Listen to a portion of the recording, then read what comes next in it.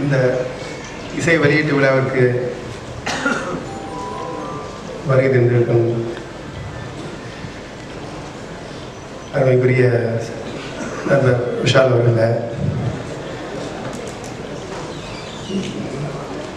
அண்ணன் வடிவேல் அவர்களை,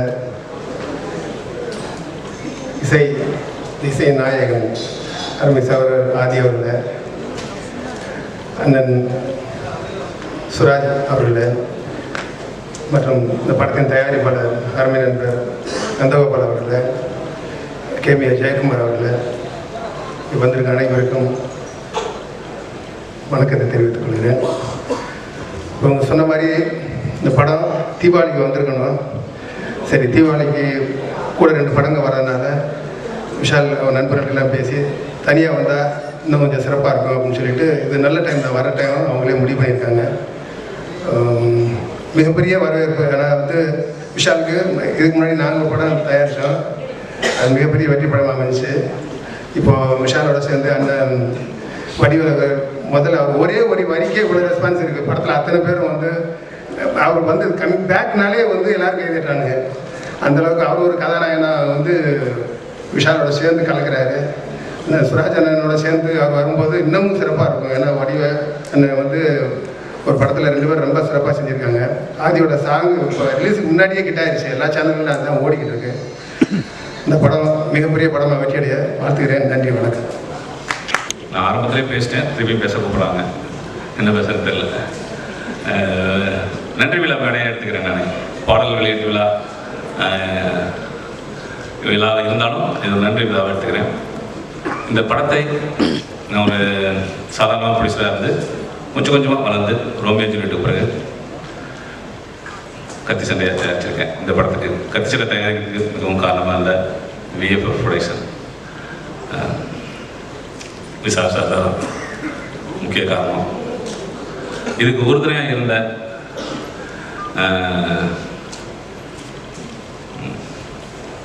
முருகராஜன் எனக்கும் இந்த நேரத்தில் ஒரு நன்றியை தெரிவிச்சுக்கிறேன். இந்த படம் ஒரு சிறப்பு அம்சமாக வருங்கிறது இந்த கதை கேட்கும்போது எனக்கு தெரிஞ்ச ஒரு விஷயம்.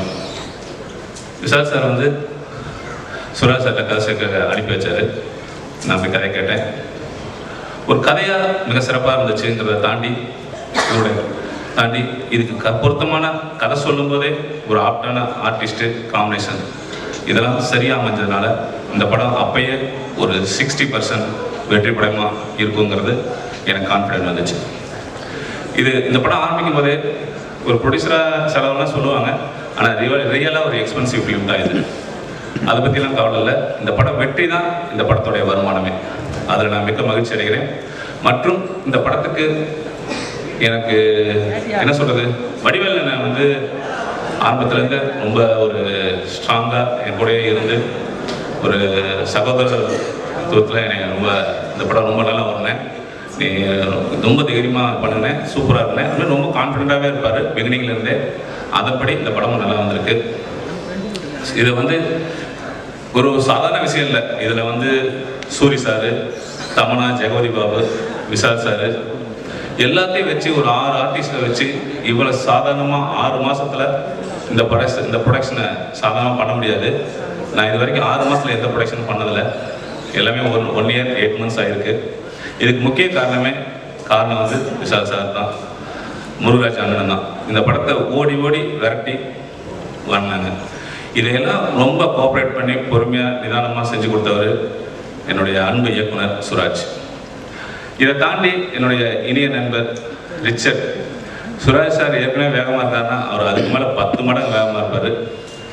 ஆனால் இந்த படத்தை 6 மாதத்துக்கு முடிக்கிறதுக்கும் ஒரு 75 நாள் ஷூட்டிங் முடிக்கிறதுக்கு மிக முக்கியமாக காரணமாக இருந்தவர் ரிச்சர்ட். இந்த ரிச்சர்டுக்கு நான் இந்த நேரத்தில் ரொம்ப தேங்க்ஸ் சொல்லிக்கிறேன். அப்புறம் புதிய நண்பர் என்னுடைய உமேஷ். இந்த படத்தின் மூலயமா ஒரு மிகச்சிறந்த ஆர்ட் டைரக்டர். ஒரு ஆர்ட் டிபார்ட்மெண்ட்டு அப்படின்னாவே நான் உளுந்தடிச்சு ஓடிடுவேன். எனக்கு ரொம்ப என்ன சொல்கிறது, பயங்கர க்ரியேட்டிவிட்டி இருக்கும். ஆனால் அந்த க்ரியேட்டிவிட்டி ஒரு 50 லட்ச ரூபா பண்ணுறோம்னா ஒரு நியாயமாக அது ஒரு 30 லட்ச ரூபா முடிச்சிருவார். அந்தளவுக்கு ஒரு நேர்மையான ஆர்ட் டைரக்டர் தமிழ் சினிமாவில் நிரந்தரமாக இருப்பாருங்கிற சந்தேகம். எல்லாத்தையும் சொல்லிட்டேன்னு நினைக்கிறேன். ஏதாவது மிஸ் பண்ணியிருந்தா மன்னிச்சுங்க. ரொம்ப தேங்க்ஸு. இந்த படம் வெற்றி படமாக இருக்கும். நான் இந்த மேடையில் பேசுகிறத மகிழ்ச்சியை விட இந்த படத்தோட வெற்றி விழா மேடையில் பேசுகிறதுல நான் ரொம்ப மகிழ்ச்சி அடைப்பேன் எங்களை திரும்ப சொல்லிக்கிறேன். எல்லாருக்கும் ரொம்ப நன்றி. பொக்கிஷம் என் மரியாதைக்குரிய அண்ணன் அன்பிற்குரிய அவர்களுக்கும் மற்றும்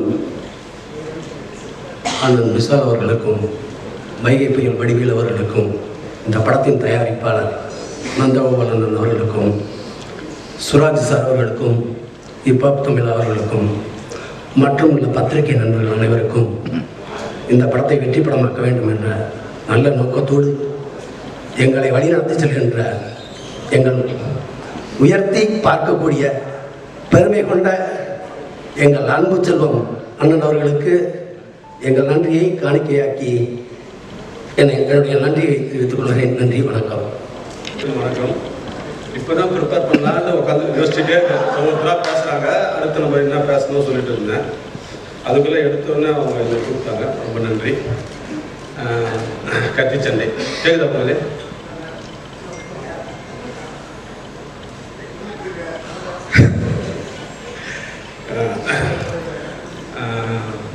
விஷால் கத்திச்சண்டையை பற்றி சொன்னேன்னா, இந்த ப்ராஜெக்ட் ஆரம்பிக்கிறதுக்கு விஷால் தான் முக்கிய காரணம். கொஞ்ச நாள் முன்னாடி விஷால் ஒரு கதை சொல்லும்போது நல்லா சிரித்தார். அதெல்லாம் கேட்டு சிரிச்சுட்டு அப்புறம் 6 மாதம் ஃபோனே இல்லை. ஏன்னா நல்லா தானே சிரித்தார். அப்புறம் எனக்கு ஃபோனே பண்ணல. சரி, நம்ம வேறு ட்ராக் போகலாம், அடுத்த ஹீரோ கிட்ட போகலான்னு சொல்லிட்டு இருக்கும்போது ஒரு முருகராஜன் ஃபோன் பண்ணேன். தம்பி வா, ஆஃபீஸ் வர, அவருடைய கதை கேட்கலாம் அப்படின்னு. அப்புறம் ஆஃபீஸ் வந்தேன், அவருடைய கதை சொன்னேன். கதை சொல்லிவிட்டு நாளைக்கு விஷால் தம்பி வருவார், வந்து கதை கேட்டுருவாங்க, ஃபைனல் பண்ணிடலாங்க. அப்புறம் அன்பு சார்கிட்ட போய் கதை சொல்ல சொன்னாங்க. அவர் அன்பு சார்கிட்ட போய் கதை சொன்னேன். அவரும் கதை நல்லா இருக்குன்னு சொன்னாங்க. அப்படியே ஸ்டார்ட் பண்ணி அப்புறம் தான் விஷால் சார் சொன்னார், நந்தகோபால் ப்ரொடியூசர், உங்களுக்கு ஓகே வராரு, உங்களுக்கு யாராக இருந்தாலும் ஓகே, நம்ம ப்ரொடியூசர் டேரக்டர் தான் இல்லையா, ரொம்ப எக்ஸ்பென்சிவ் ஃபிலிம்லாம் சொன்னார். உண்மை எக்ஸ்பென்சிவ் ஃபிலிம் தான். கொஞ்சம் பகாலியெல்லாம் நடிச்சிருக்கிறதால கொஞ்சம் எக்ஸ்பென்சிவாக இருக்கும். என்னன்னு கேட்டால், இந்த படம் கதை சொல்லும்போதே விஷால் சொன்னார், சார் இல்லை சார், நீங்கள் கதை சொல்லும்போது வடிவேல் நான் கதை சொல்கிற மாதிரியே இருக்குது அப்படின்னு. அது வடிவேல் ரொம்ப நாளாக இருந்து அவர் கூடயே கதை சொல்கிற மாதிரி அவர் மாதிரியே சொல்லுவேன். அப்புறம் வடிவேல் நடிச்சா நல்லா இருக்கும்னா ஹீரோ ஆகிட்டார். பெரிய பெரிய ஹீரோக்கெல்லாம் போய் கதை சொல்லியிருக்கிறாங்க, பண்ண மாட்டேன்ட்டார். நான் போய் எப்படி கேட்க முடியும், நீங்கள் கேளுங்க, நீங்கள் நல்லா ஃப்ரெண்டு தானே அப்படின்னு. அப்புறம் வழக்கம் போல் பங்காளிக்கு ஃபோன் பண்ணேன். சரி பங்காளி கதை கேட்குறேன், பிடிச்சிருந்தா பண்ணுவோம்னு சொன்னார். ஒரு நாள் கதை சொன்னேன், பிடிச்சிருக்குன்னு சொல்லிட்டு பண்ணார். இப்போ என்னென்ன ஒரு விஷயம், விஷாலை வச்சு படம் பண்ண ஒரு சந்தோஷமான விஷயம், திருட்டு விசிடி வராது. ஷூட்டிங் ஆரம்பிக்கும் போது, ஷூட்டிங் முடிஞ்சது சாயந்தரம் 6 மணிக்கெல்லாம், நான் விஷாலுக்கு வீட்டுக்காரன் இல்லத்தில் இது மாதிரி வெளியே நாளைக்கு படம் ரிலீஸ் 2 படம் திருட்டி விசிடி விற்கிறாங்க, கிளம்பிட்டேன், ஆளுங்களோட போய் பிடிச்சிட்டு வந்துடுறேன் அப்படின்னு. மற்றவங்க படத்துக்கே திருட்டி விசிடி இப்படி ஓடுறாரு, அவர் படத்துக்கு 24 மணி நேரம் ஓடுவாருன்னு சொல்லிட்டு அந்த ஒரு தைரியம். இந்த படத்தை வந்து ஜனங்க தேட்டரில் தான் போய் பார்க்கணும். தேட்டரில் போய் பார்க்கறதுக்கு தான் வடிவேல் இருக்காரு, சூரி இருக்காரு, கமலா இருக்காங்க, எல்லாம் பெரிய பெரிய பெரிய ஆர்டிஸ்ட் வச்சு பண்ணியிருக்காங்க. இவ்வளோ பெரிய ஆர்டிஸ்ட்டை வச்சு பண்ணுறது என்னன்னா, டெய்லி ஒரு போருக்கு போகிற மாதிரி இருக்கும். 3 மாதம் 4 மாதத்தில் இந்த ப்ராஜெக்டை முடிச்சிட்டோம். ஜூன் ஆரம்பித்தோம், நவம்பரில் படம் ரிலீஸு. இது காரணம் விஷால் கொடுத்த ஒத்துழைப்பு, பங்காளி வடிவேல், அப்புறம் சூரி, எல்லாம் பெரிய பட்டாளத்தை வச்சுன்னு எடுக்கிறது. கேமராமேன் ரிச்சர்ட் இருக்காரு. 5 மணிக்கு சீன் ஆரம்பிப்போம், சாயந்தரம் 6 மணிக்கு அவர் சீனை முடிச்சிடுவார். அப்புறம் பாஸ்ட் ரிச்சர்டு, அப்புறம் உமேஷ் ஆர்ட் டைரக்டர். நான் ஒர்க் பண்ணதில் படித்த ஆர்ட் டைரக்டர் அவர் தான். நிறைய ஐடியாக்கெல்லாம் நிறைய சொல்லுவார். செல்வா, எடிட்டர் செல்வா, நான் எல்லாருமே சொல்லி ஆகும் இல்லையா, போர் அடிச்சா கூட கொஞ்சம் தாங்கிக்கிறேன், ஏன்னா எல்லாத்தையும் சொல்ல தப்பாயிடும். எடிட்டர் செல்வா இருக்கார். அப்புறம் என் அசோசியேட்டு ஜோதி வந்து இந்த படத்துக்கு வசனம் எழுதியிருக்கேன். அதுக்கப்புறம் என் அசோசியேட் ரைட்டர்ஸு வேற ரூபன், முருகன் எல்லாம் இருக்காங்க. எல்லாம் எனக்கு ஒத்துழைப்பு கொடுத்தாங்க. எனக்கு என்னென்ன எல்லாருமே என்கிட்ட கேட்குறாங்க, ஏன் உங்கள் படத்தில் கதையாக இருக்க மாட்டேங்குது அப்படின்னு. வெறும் காமெடி மட்டும்தான் இருக்குது. சரி, எல்லாரும் கேட்ட பரவாயில்ல. ஒரு நாள் எங்கள் வீட்டிலே கேட்க ஆரம்பிச்சிட்டாங்க, ஏங்க உங்கள் படத்தில் கதையே இல்லையா? பயங்கர கோபம் வந்துச்சு. கதை பண்ணியே ஆகணும் இனிமேல் அப்படின்னு சொல்லிட்டு கதை பண்ணிடலாம் சொல்லிட்டு உட்காந்து கதையெல்லாம் பண்ணி ஷூட்டிங் போயிட்டு வந்து பார்க்குறேன் படம் காமெடியாக தான் இருக்கு. அப்புறம் பார்த்தேன் சரி காமெடியாக இருந்தாலும் அதில் ஒரு மெசேஜ் சொல்லியிருக்கேன். அந்த மெசேஜ் வந்து ஒரு நல்ல மெசேஜ், காமெடியோடு சேர்ந்து ஒரு மெசேஜ் சொல்லியிருக்கேன். இந்த படத்தில் வடிவேல் வர ஒவ்வொரு சீனும் ரொம்ப ரசித்து நான் வடிவேல் வந்து ஒரு லெஜண்ட்.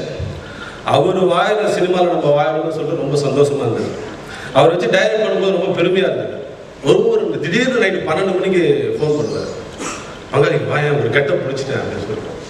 12 மணிக்கு சரி ஓகே அப்படின்னு சொல்லிட்டு கிளம்பி போனேன். அந்த பூத்திரி கெட்டப்பில் இருக்காரு, பூத்திரி மாதிரி நிற்கிறார், எப்படி பங்காளின்ட்டு சரி பார்த்து அப்புறம் ஒரு இன்னும் 8-9 வீக் இருந்தது. முதல்ல இதெல்லாம் போட்டு பார்த்தேன், இதெல்லாம் செட் ஆகல, அப்புறம் இதான் செட் ஆகலன்னு சொன்னாங்க. அந்த அளவுக்கு ஒரு சின்சியரான ஒரு ஆர்டிஸ்ட்டு.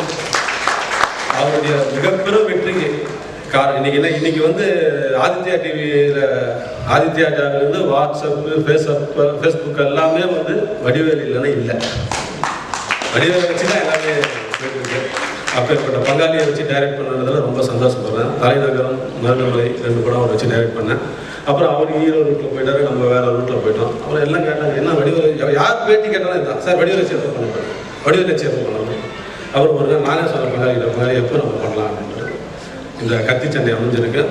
நந்தகோபால் சார் ப்ரொடியூஸ் பண்ணியிருக்காரு. இந்த கத்திச்சண்டை படம் நல்ல காமெடி படம். இந்த படத்தை வந்து இப்போ என்னென்னா பெரிய விஷயம் என்னென்னா இப்போ ஷூட்டிங் எடுக்கிறது எப்படி இருக்குன்னு வடிவேல், சூரி, விஷால், பாதி இவ்வளோ பேர் இருக்காங்களே இந்த படத்தில் அப்படின்னா தான் சாதனை பண்ணியிருக்கீங்க கேட்டாங்க. இப்போ படம் எடுக்கிறதே சாதனை தான். ஒரு ஒரு ஒரு படத்துக்கு ஒரு கேமரா மேன் இருப்பார். இப்போ செல்லு வச்சுருக்கிறவங்களாம் கேமரா மேன். நான் ஒரு நாள் ஷூட்டிங் பண்ணிவிட்டு வீட்டுக்கு போனேன். எங்கள் சித்தப்பா இது எடுத்த சீன் நல்லா இருக்குடாரு. நான் எடுத்த சீன் நல்லா இருக்கான்னு சொன்னேன். ஃபேஸ்புக்கில் வந்து போட்டுருக்கான். 4 நிமிஷம் பேசிட்டு எதை எடுத்துகிட்டு இருக்கோம் அந்த ஃபேஸ்புக்கில் போட்டுருக்கான். அதனால் இன்றைக்கி வந்து இந்த படத்தை தேட்டரில் போய் பாருங்கள். தேட்டரில் பார்த்தா இது ஒரு ஃபெஸ்டிவல் மூடு படம் தான். தேட்டரில் போய் பார்த்துட்டு இந்த விசிடியில் பார்க்காம தேட்டரில் பார்த்தீங்கன்னா நீங்கள் செய்கிற எங்களுக்கு ஒரே இதுவாக இருக்கும். நன்றி, வணக்கம். இந்த படத்தில் வந்து நான் விஷால் அண்ணனோட 4வது படம் வேலை செய்கிறேன். இன்னும் ஒரு 4 படம் வேலை செய்வது நம்பிக்கையோடு இருக்கேன். அப்புறம் சுராஜ் சார் உண்மையாகவே இந்த படத்தை இவ்வளோ பெரிய ப்ராஜெக்டை நம்பி கூப்பிட்டு தைரியமாக ஒப்படைச்சார். And I think I done justice to the project. அப்புறமா நந்தகோபால் சார் அவருடைய டிக்ஷனரியில் நோ நெவர் அப்படின்ற வார்த்தை இருக்கார், எது கேட்டாலும் கொடுத்துருவாரு. அதனால தான் நீங்கள் பார்த்த குவாலிட்டி நல்லா இருந்துச்சுன்னா அவருடைய அந்த கான்ட்ரிபியூஷன் அதுதான். அப்புறம் ஆதி பாட்டெல்லாம் பின்னிட்டாரு. Umesh is my support always. இந்த படம் நல்லா இருந்துச்சுன்னா அதுக்கு 50% அவருடைய செட்டு தான் காரணம். ஸோ இந்த வாய்ப்புக்கு நன்றி கூறி விடைபெறுகிறேன். இந்த படம் வந்து கண்டிப்பாக பெரிய ஹிட் ஆகணும்னு ஐ ஸ்ட்ராங்லி நம்புகிறேன். தேங்க்யூ. வணக்கம். வந்திருக்க எல்லா கெஸ்ட்டு எல்லாருக்குமே வணக்கம். ஸோ ஃபஸ்ட்டு ஸ்டார்ட் பண்ணணுன்னா நான் ஃபஸ்ட்டு ரிச்சர்ட் சார்னால தான் நான் இந்த ஸ்டேஜில் இருக்கேன். நான் த்ரிஷால் அண்ணன்ற சார்னால தான் பண்ணேன். நான் இந்த மூவியை சார்னால தான் பண்ணுறேன். ஸோ எனக்கு காட்ஃபாதர் மாதிரி சார் ரொம்ப தேங்க்யூ சார்.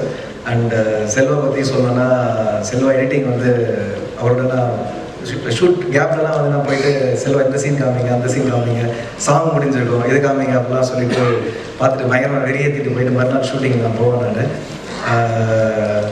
ஸோ இந்த படம் வந்து ஆரம்பிக்கும் விஷால் சாரோட பண்ணுறோம் அப்படின்னு சொன்னது எனக்கு ரொம்ப பயங்கர ஹாப்பியாக இருந்தது. ஏன்னா சார் வந்து பார்த்து தான் ஆக்சுவலாக நான் மிகப்பெரிய ஃபேன் சாரோட. நான் காலேஜ் டைம்லேருந்து சண்டைக்கோடியிலேருந்து எல்லாமே சாரோட படம் எனக்கு ரொம்ப ரொம்ப பிடிக்கும். எனக்கு சாரோட பண்ணுறதுனால ரொம்ப எக்ஸைட் ஆனேன் நான். அப்போ தான் சுராஜ் சார் நான் மீட் பண்ணேன். நான் சுராஜ் சார் வந்து கதைலாம் சொல்லும் போதே எனக்கு படம் ரொம்ப நல்ல படம், ரொம்ப ஜாலியாக வந்து இருக்கும், சூப்பராக இருக்கும். இந்த படம் நம்மளுக்கு ட்ராவல் பண்ண நல்லா இருக்கும்னு நினச்சேன். அதே டைம் நந்தகோபால் சார் வந்து பெரிய சப்போர்ட் பண்ணார்.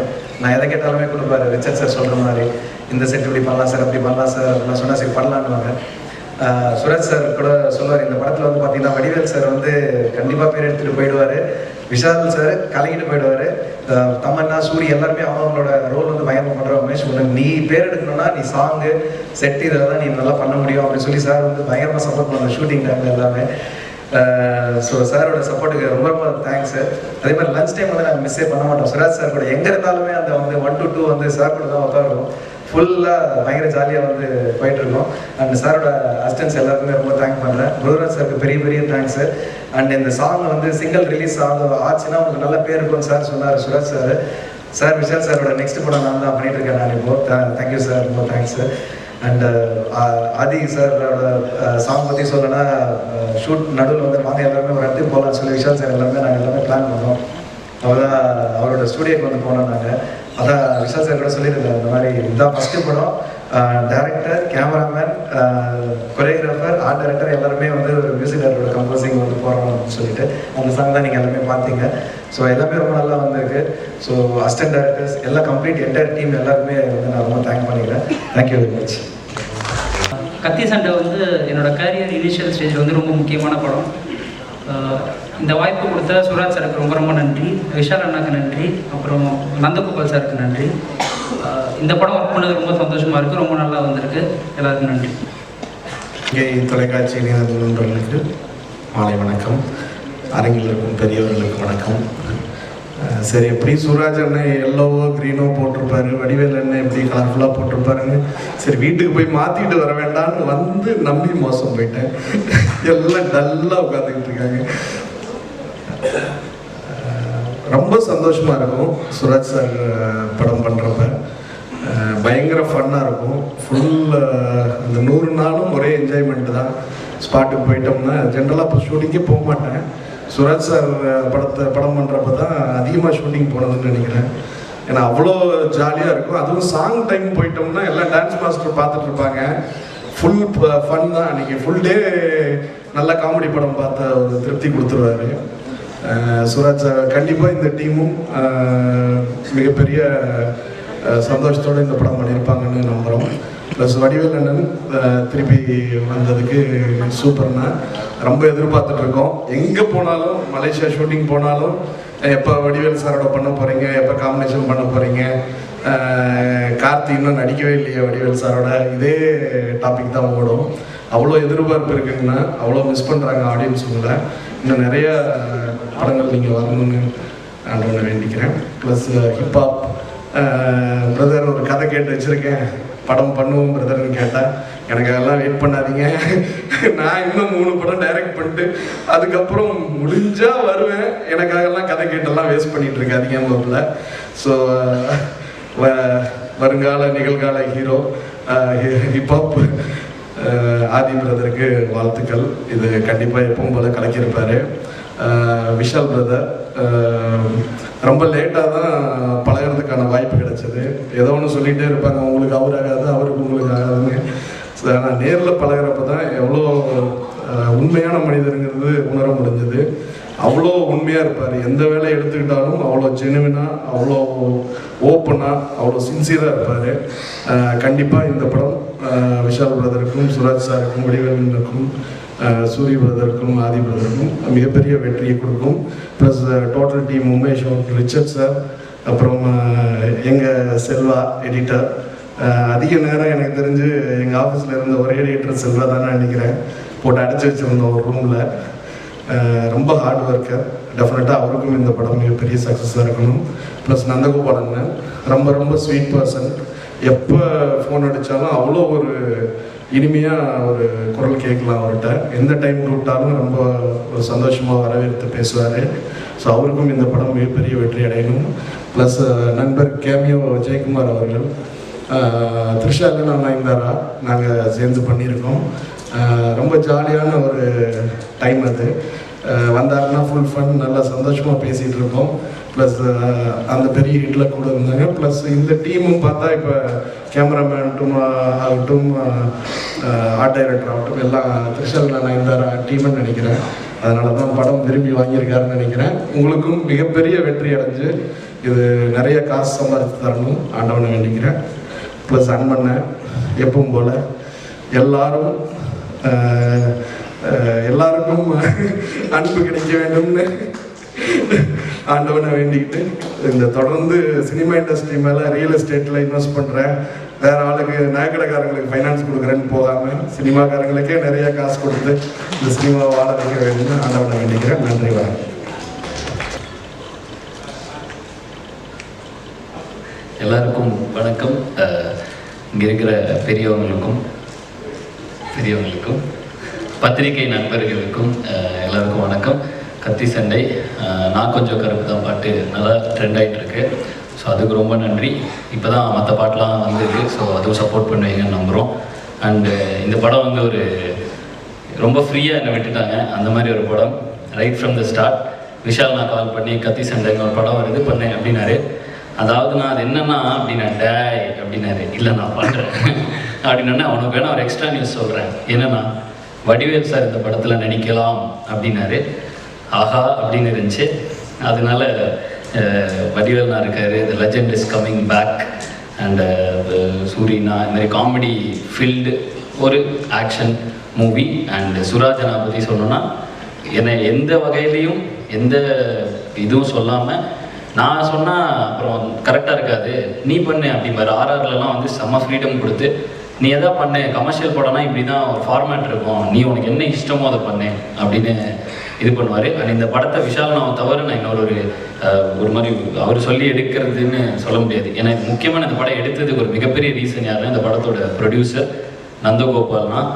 ஏன்னா வந்து என்னை ஒரு ஆளாக மதிச்சு ஒரு 2 டைம் வந்து மீட் பண்ணி அது கரெக்டாக ஃபாலோ பண்ணி நீங்கள் பண்ணி தான் ஆகணும்னு பயங்கரமாக இன்ட்ரெஸ்ட் காட்டினார். எனக்கே புரியல ஏன் இவ்வளோ இது பண்ணார், நம்மளே இவ்வளோ இது பண்ணுறாருன்னு. ரொம்ப நன்றி. அவர் இன்றைக்கி நல்ல க்ளோஸ் ஃப்ரெண்டும் ஆகிட்டார்.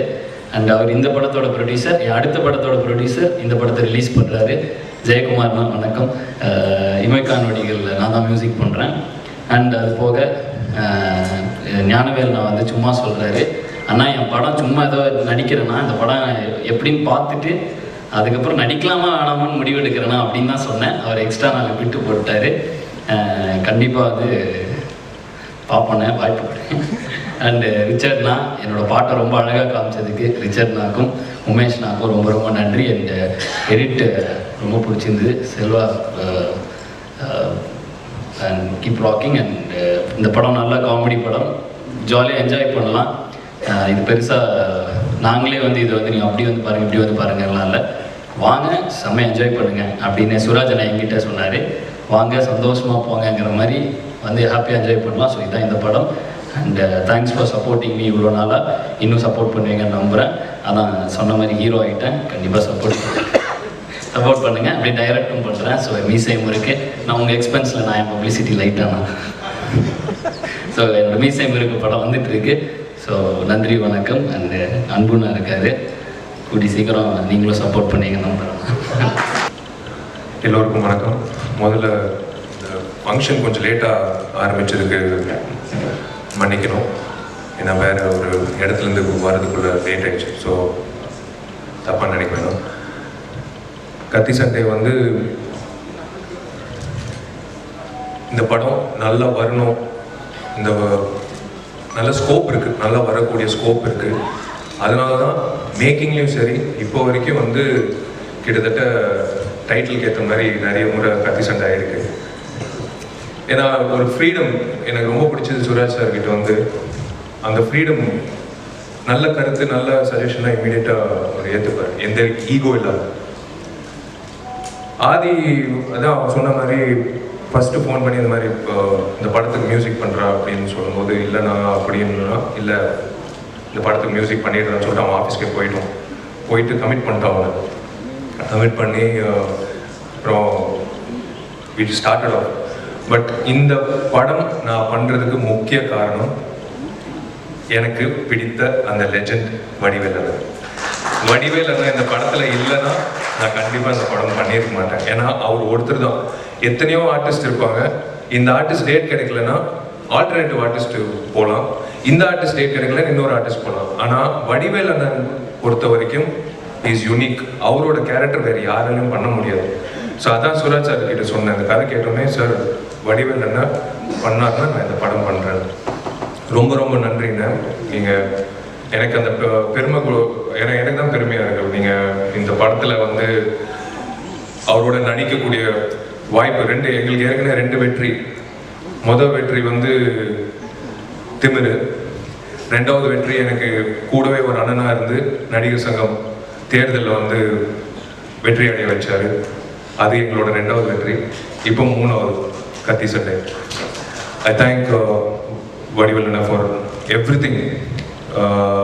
அது வந்து இதுக்கு மேலே சொல்லக்கூடாது. அது ஸ்க்ரீனில் வரும்போது எல்லாரும், ஏன்னா நான் எங்கே போனாலும் கவர்மெண்ட் ஆஃபீஸுக்கு போனாலும் சரி, எங்கே ஒரு போலீஸ் ஆஃபீஸரை சந்தித்தாலும் சரி, எல்லாரும் கேட்குற ஒரே விஷயம், வடிவேல் உங்கள் படத்தில் நடிக்கிறாராமே? ஆமாம் சார். எப்போ வருது படம்? ஏன் சார் அப்படி கேட்குறீங்கன்னு நான் கேட்டேன்.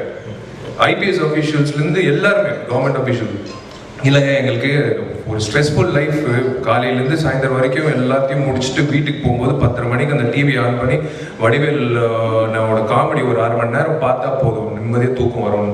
So we are waiting for him to come back. அந்த மாதிரி ஒரு லெஜண்ட் இந்த படத்தில் இருக்கிறது வந்து எனக்கு ரொம்ப சந்தோஷமாக இருக்குது. ரொம்ப ரொம்ப நன்றிண்ணா. சூரி என்னோட பிரதர் இந்த படத்தில் கலக்கியிருக்காப்புல.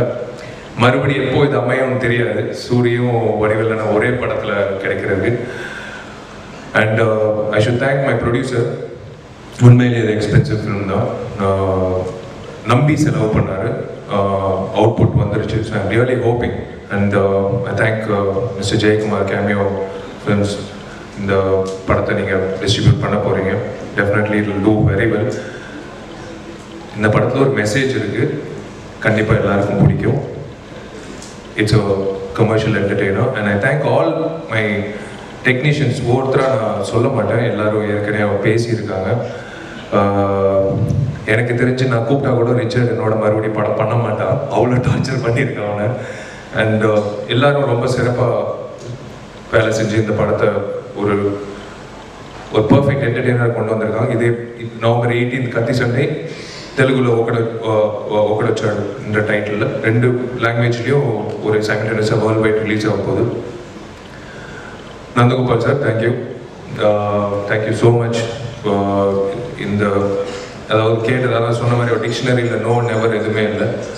இந்த மாதிரி தயாரிப்பாளர்கள் கண்டிப்பாக வேணும் தமிழ் சினிமாவில். இந்த மாதிரி தயாரிப்பாளர்கள் இருந்தால் தான் நிம்மதியாக படம் பண்ணுறோன்ற ஒரு நம்பிக்கை ஆர்டிஸ்ட்டுக்கு தேவையானது. அது மட்டும்தான். படம் பண்ணிட்டு இருக்கும்போது இந்த படம் ரிலீஸ் ஆகுமா இல்லை இந்த வேற படத்தோட பிரச்சனைனால இந்த படம் நின்றுடுமான்ற பயத்திலேயே பாதி ப்ராஜெக்ட் வந்து போயிட்டு இருக்கு.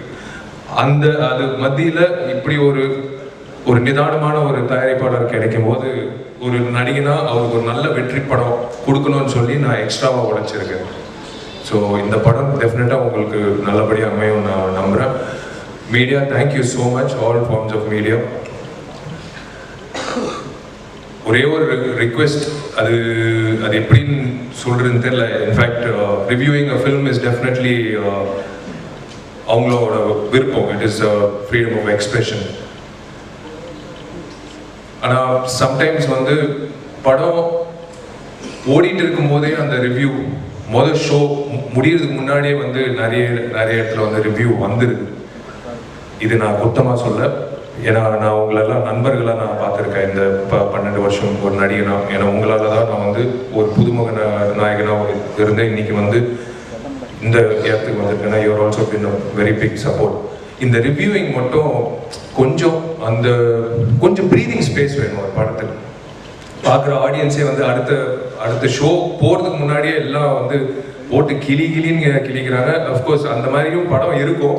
பட் இருந்தாலும் ஒரு ரிக்வெஸ்ட், ஒரு நடிகனா, இது நான் நடிகர் சங்க பொதுச் செயலாளராக நான் உங்ககிட்ட கேட்கல, ஒரு ரிக்வெஸ்ட், கொஞ்சம் தாமதமாக அந்த ரிவ்யூன்ற ஒரு விஷயம் வந்து போட்டிங்கன்னா நல்லா இருக்கும்.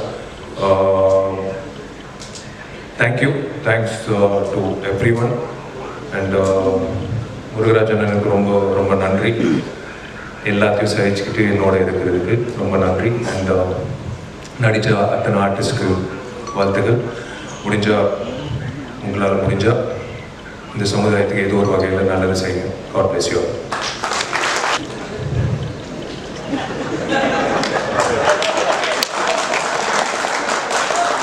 நான் என்னென்ன பேசணும்னு அவளையும் பேசி தொலைஞ்சிட்டு உட்காந்து செய்யணும். எதை பேசுறதுன்னு தெரியல. பாரு, எனக்கு ரொம்ப சந்தோஷமா இருக்கு. எனக்கு அதாவது வந்து முதல்ல பத்திரிகை நண்பர்கள், தொலைக்காட்சி நண்பர்கள் எல்லாருக்கும், இங்கே உட்கார்ந்த பெரிய பிரமாக்களுக்கு கூட என்னுடைய மனமார்ந்த நன்றியை நான் தெரிவிச்சுக்கிறேன். ரொம்ப பேர் சொன்னாங்க, ரொம்ப கேப் விட்டு நீங்கள் வந்துருக்கீங்க, ரொம்ப இடைவெளிக்கு பின்னால் இப்போ வந்து நீங்கள் இந்த படம் நடிக்கிறீங்கன்னு சொன்னாங்க.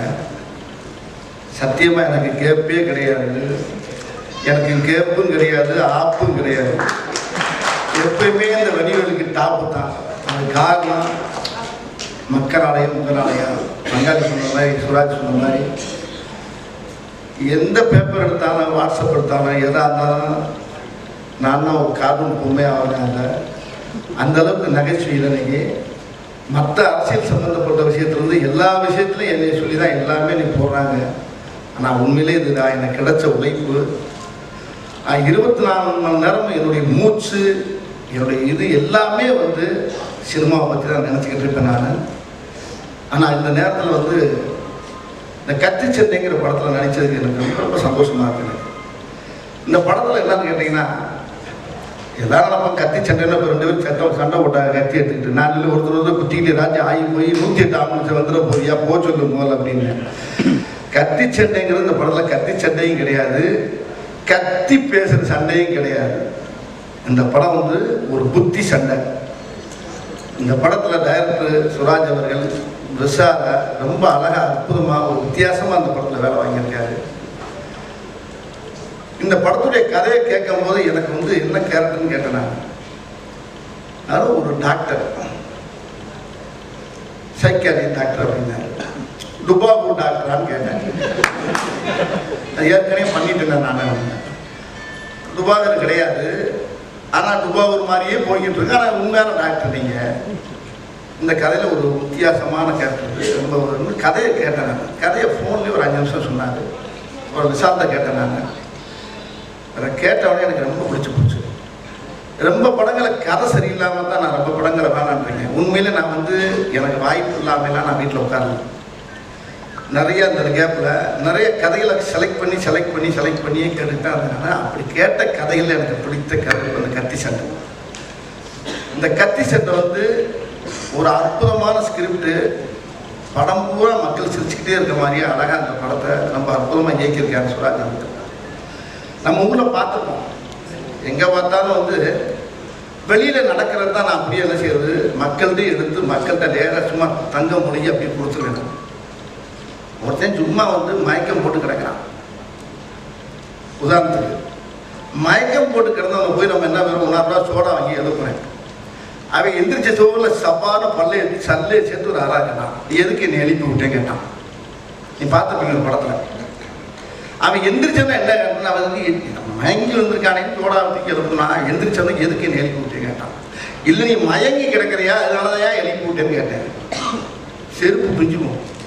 நான் 5000 ரூபா கொடுத்து இறாயின் போதையை வாங்கி நான் கேட்டு கிறகம் போய்க்கிருப்பீங்க. ஏன்னா டேய் என்னை எழுப்பி விட்டு என் போதையை பூரா கலைச்சி விட்டு மயங்கி கிடக்க நான் சொல்றேன்னு வம்பளுப்பான். அதை நினச்சிக்கிட்டு இன்னைக்கு மக்கள் பூரா பாதி பேர் சிலாரம் எழுப்பவே முடியலை. உண்மையிலே சும்மா மயங்கி கிடந்தா கூட பாரு பயவுல பட்ட பதிலே போதையில் கிடக்கு. இதெல்லாம் உருப்படுமா நாசமா. ஒரு பொம்பளை மயங்கி வந்தா கூட இது பொம்பளை ரொம்ப தண்ணியை போட்டு கிடக்கிறான் அப்படின்னு போகிறாங்க. ஆனால் உண்மையிலே மயக்கத்தில் செத்தும் போயிடுறாங்க. இதை நான் வந்து ஹியூமர் அடிச்சுட்டு தான் சில படங்கள் அடிக்கிறேன்.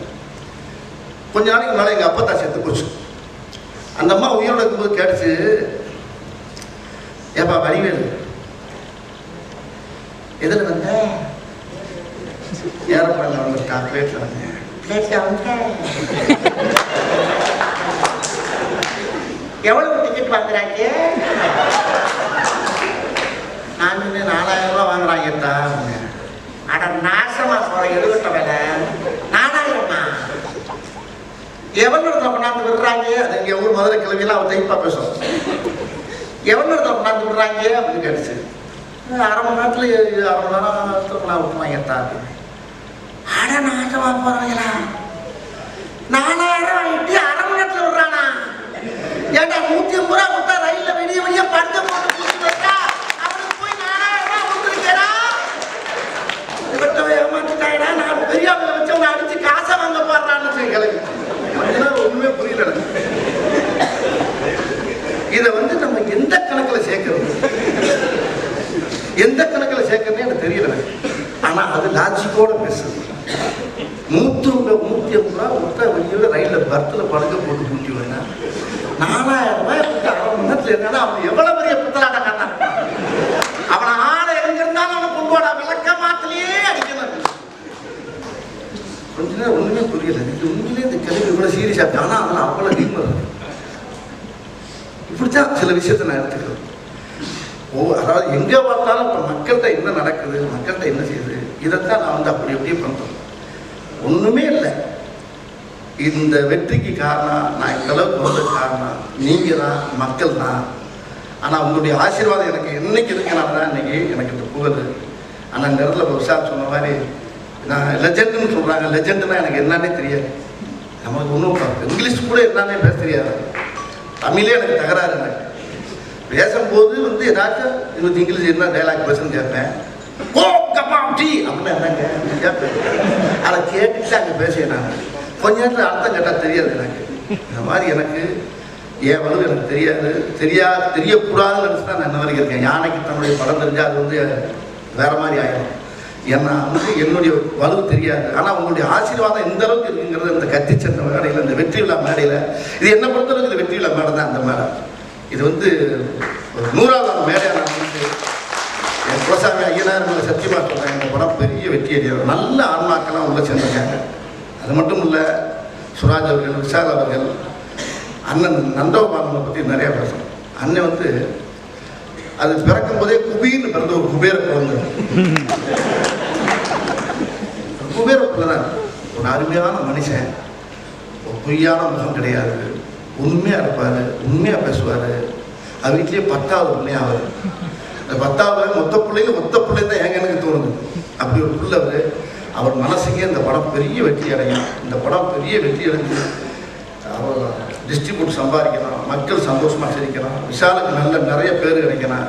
ரெண்டாவது விஷாலுக்கு சொன்ன மாதிரி விஷாலுக்கு வந்து எனக்கு வந்து இந்த படம் வந்து தரையில் வந்து படம் திமிரு அது கிட்டு தரையில் பல கோடி மக்கள் ஒரு ஜனாதிபதி தேர்தல் மாதிரி நடந்துச்சு. அந்த தேர்தல் பல கோடி மக்களுடைய ஆசீர்வாதத்தில் வெற்றி பெற்ற சூப்பர் டூப்பர் ஹிட் படம் நடிகர் சங்கத்தை காணவில்லை.